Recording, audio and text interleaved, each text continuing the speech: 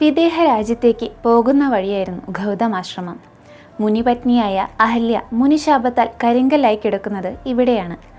രാമ, നിന്റെ പാദസ്പർശമുണ്ടായാലേ അഹല്യയ്ക്ക് ശാപമോചനം ലഭിക്കൂ. നീ അത് ചെയ്യണം, വിശ്വാമിത്രൻ പറഞ്ഞു. ശ്രീരാമൻ തപോഭൂമിയിലെത്തി. രാമന്റെ പാദസ്പർശത്താൽ കരിങ്കല്ലായി കിടന്ന അഹല്യയ്ക്ക് മോക്ഷം ലഭിച്ചു. ശ്രീരാമൻ മുനിപത്നിയുടെ കാൽ തൊട്ട് വന്ദിച്ചു. രാമനെ അനുഗ്രഹിച്ച ശേഷം ഭർത്താവായ ഗൗതമനൊന്നിച്ച് കഴിയാൻ അഹല്യ യാത്രയായി. അവർ ഗംഗ കടന്ന് മിഥിലാപുരിയിലെത്തി. മിഥിലാപുരിയിലെ രാജാവ് ജനകൻ അദ്ദേഹമാണ് ധനുർയാഗം നടത്തുന്നത്. ശ്രീ മഹാദേവന്റെ വില്ല് ത്രയംബകമാണ് പ്രദർശിപ്പിക്കുന്നത്. ജനകൻ വിശ്വാമിത്രനോട് ചോദിച്ചു, ആരാണ് ഈ വീരന്മാർ? ഇത് ദശരഥപുത്രന്മാരായ രാമനും ലക്ഷ്മണനുമാണ്. പരമേശ്വരന്റെ വില്ല് കാണാൻ ആഗ്രഹമുണ്ട്, അതിന് വന്നതാണ്. ശരി, ആരവിടെ വില്ല് കൊണ്ടുവരൂ, ജനകൻ കൽപ്പിച്ചു. അതാ വരുന്നു 5000 ആളുകൾ ചുമന്ന് ശിവഭഗവാന്റെ വില്ല് ത്രയംബകം. ഇതെനിക്ക് എടുക്കാമോ? വില്ല് കുലയ്ക്കാമോ? രാമൻ സംശയം ചോദിച്ചു. ആകാമെന്നായി വിശ്വാമിത്രൻ. ചെറുപുഞ്ചിരിയോടെ ശ്രീരാമൻ വില്ലിനടുത്തേക്ക് വില്ലിനെ നമസ്കരിച്ചു നിന്നു. ഒരു നിമിഷം വില്ലെടുത്ത് കുലയ്ക്കാൻ ശ്രമിച്ചു. ഇടിവെട്ടുന്നതുപോലെ ഭയങ്കരമായ ശബ്ദം. എല്ലാവരും അന്താളിച്ചു. വില്ലൊടിഞ്ഞിരിക്കുന്നു. ജനകൻ ഓടിയെത്തി ശ്രീരാമചന്ദ്രനെ കെട്ടിപ്പിടിച്ചു. വില്ലെടുത്ത് കുലയ്ക്കുന്ന വീരന് മകളെ വിവാഹം കഴിച്ചു നൽകാമെന്നാണ് തീരുമാനിച്ചിരുന്നത്. എൻ്റെ മകൾ ജാനകി ഇനി അങ്ങയ്ക്കുള്ളതാണ്. സുന്ദരിയായ സീതാദേവി പരിചാരകൾക്കൊപ്പം കടന്നു വന്നു. ആദ്യം കടാക്ഷം, പിന്നീട് വരണമാല. ശ്രീരാമൻ്റെ സീതാപരിഗ്രഹം മംഗളമായി. എങ്കിൽ പിന്നെ വീട്ടുകാരെ അറിയിക്കണ്ടേ? വേണം. അപ്പോൾ തന്നെ ദശരഥനെ അറിയിക്കാൻ ദൂതന്മാർ പോയി. ദശരഥനും ഭാര്യമാരും കുടുംബവും എത്തി. എനിക്ക് 4 പുത്രിമാരാണ്, അങ്ങയ്ക്ക് 4 പുത്രന്മാരും. എങ്കിൽ പിന്നെ എല്ലാവരുടെയും വിവാഹം ഒരുമിച്ചായിക്കൂടെ? ജനകന്റെ ചോദ്യം. സന്തോഷമേയുള്ളൂവെന്ന് ദശരഥൻ.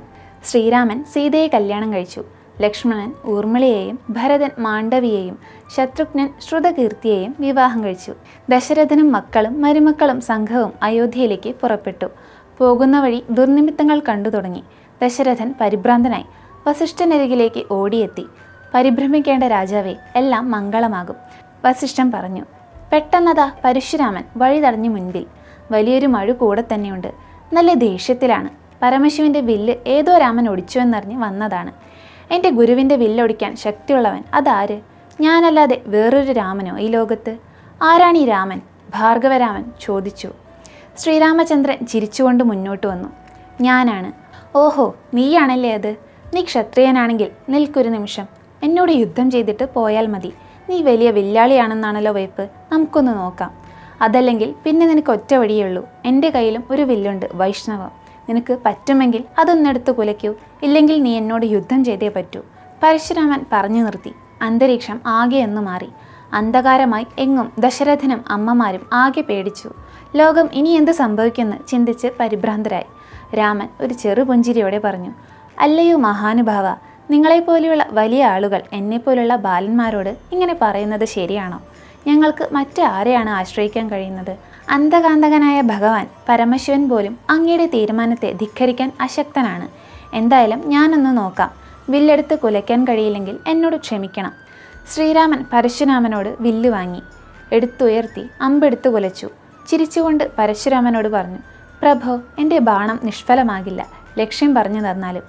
പരശുരാമന് കാര്യം ഓർമ്മ വന്നു. ഈ രാമൻ ചില്ലറക്കാരനല്ല. അങ്ങനെ എല്ലാവർക്കും ഒന്നും വിഷ്ണുവിൻ്റെ വില്ലെടുത്ത് കുലയ്ക്കാനാകില്ല. ഇത് ശ്രീരാമനാണ്, സാക്ഷാൽ മഹാവിഷ്ണുവിൻ്റെ അവതാരം. പരശുരാമൻ നമസ്കരിച്ചു. അപ്പോൾ തന്നെ അമ്പ് തൻ്റെ അഹങ്കാരത്തെ ശമിപ്പിക്കട്ടെ എന്ന് പറഞ്ഞു. തപസ് ചെയ്യാനായി പരശുരാമൻ പോയി. എല്ലാവർക്കും ആശ്വാസമായി. യാത്ര അയോധ്യയിലെത്തി. കുറച്ചു കാലം കഴിഞ്ഞ് ദശരഥൻ ആലോചിച്ചു. വയസ്സായി. രാജകാര്യങ്ങൾ നോക്കാൻ മൂത്ത മകനായ ശ്രീരാമൻ പ്രാപ്തനുമായി. യുവരാജാവായി അഭിഷേകം ചെയ്യണം. അതിനുള്ള വഴികൾ ആലോചിച്ചു. മന്ത്രിയായ സുമന്ത്രരോട് കാര്യം പറഞ്ഞു. വസിഷ്ഠനോട് ആലോചിച്ചു. ഉടൻ തന്നെ ശ്രീരാമാഭിഷേകം നടത്തണമെന്ന് തീരുമാനിച്ചു. ജനങ്ങൾ സന്തോഷിച്ചു. എല്ലാവരും ശ്രീരാമചന്ദ്രന്റെ രാജ്യാഭിഷേകത്തിനായി കാത്തിരുന്നു. അഭിഷേകത്തിനുള്ള ഒരുക്കങ്ങളായി ഗോപുരങ്ങളും കൊട്ടാരങ്ങളും അലങ്കരിച്ചു. അയോധ്യയിലെങ്ങും ഉത്സവത്തിന്റെ അന്തരീക്ഷം. ദശരഥ പത്നി കൈകേയിയുടെ പരിചാരികയായ മന്ദര ആഘോഷങ്ങൾ കണ്ട് അന്വേഷിച്ചു. എന്താണ് അയോധ്യയിൽ നാളെ എന്താണ് വിശേഷം? ശ്രീരാമന്റെ അഭിഷേകമാണ് നാളെ, ആരോ പറഞ്ഞു. മന്ദര നിന്നും നടന്നും ഓടിയും കൈകേയിക്കരികിലെത്തി. മരമണ്ടി, ഇങ്ങനെ കിടന്നോ? നാളെ കൗസല്യയുടെ പുത്രൻ രാമനെ യുവരാജാവായി അഭിഷേകം ചെയ്യുന്നു. നിന്റെ മകൻ ഇനി വെറും സേനാപതി, മന്ദര നിലവിളിക്കും പോലെ പറഞ്ഞു. ആഹാ, നല്ല വാർത്ത. കൈകേയി സന്തോഷിച്ചു. അപ്പോൾ തന്നെ മുത്തുമാല ഒരെണ്ണം മൂരി മന്ദരയ്ക്ക് കൊടുത്തു. മന്ദര പറഞ്ഞു, ഇത് സന്തോഷ വാർത്തയല്ല. കൗസല്യ തനയൻ രാജാവായാൽ നിന്റെ ഗതി അതോ ഗതി. കൈകേയി മന്ദരയെ വഴക്ക് പറഞ്ഞു. എന്തേ, നിനക്ക് ഭ്രാന്താണോ? നീ എന്തൊക്കെയാണ് പറയുന്നത്? രാമൻ തന്നെയാണ് അതിനർഹൻ. ഭരതനേക്കാൾ എന്നോട് സ്നേഹം അവനാണ്. മന്ദര നിർത്താൻ ഭാവമില്ലായിരുന്നു. രാമൻ അങ്ങനെയാകാം, എന്നാൽ കൗസല്യയാണ് അടുത്ത രാജമാതാവ്. നിന്റെ അവസ്ഥ എന്താകും ആലോചിക്കുമണ്ടി.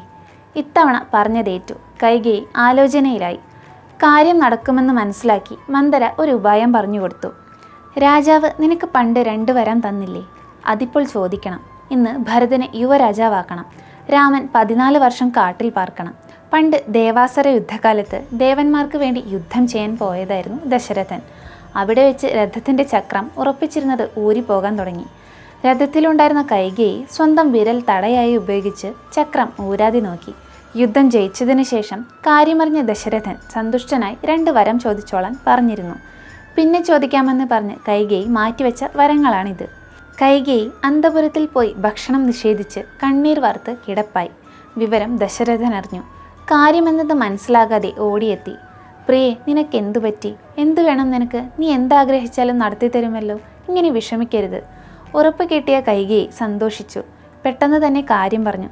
എനിക്കെന്ന് തരാമെന്ന് പറഞ്ഞ വരങ്ങളില്ലേ, അതിപ്പോൾ തരണം. ആഹാ, അതാണോ പ്രശ്നം? തരാമല്ലോ എന്ന് ദശരഥൻ. 2ഓ 3ഓ തരാം. നീ കരയാതെ കാര്യം പറയും. കൈകേയി കാര്യം പറഞ്ഞു. എൻ്റെ മകനെ യുവരാജാവാക്കണം. രാമൻ 14 വർഷം കാട്ടിൽ പാർക്കണം. ദശരഥൻ ബോധം കെട്ട് വീണു. ഉണർന്നപ്പോൾ കഠിനമായ വാക്കുകൾ കൈകേയിക്കെതിരെ പ്രയോഗിച്ചു. കരഞ്ഞു പൊട്ടിത്തെറിച്ചു. കൈകേയി 1 ഇഞ്ച് ഇളകിയില്ല. നിന്റെ മകനെ യുവരാജാവാക്കാം. രാമൻ വനത്തിന് പോകണോ? അവനില്ലെങ്കിൽ ഞാൻ മരിക്കും. ഇത്ര ക്രൂരയാകരുത്. ദശരഥൻ കണ്ണീർ വാർത്തു പറഞ്ഞു. കൈകേയിക്ക് ഒരു മനസ്സലിവും ഉണ്ടായില്ല. ദശരഥൻ അന്തപുരം വിട്ടിറങ്ങി വസിഷ്ഠനെ വിളിച്ചു. സുമന്ത്രരോട് കാര്യം പറഞ്ഞു. എല്ലാവരും ആകെ വിഷമത്തിലായി. അഭിഷേകത്തിനൊരുങ്ങിയ രാജകൊട്ടാരം മരണവീട് പോലെ നിശബ്ദമായി.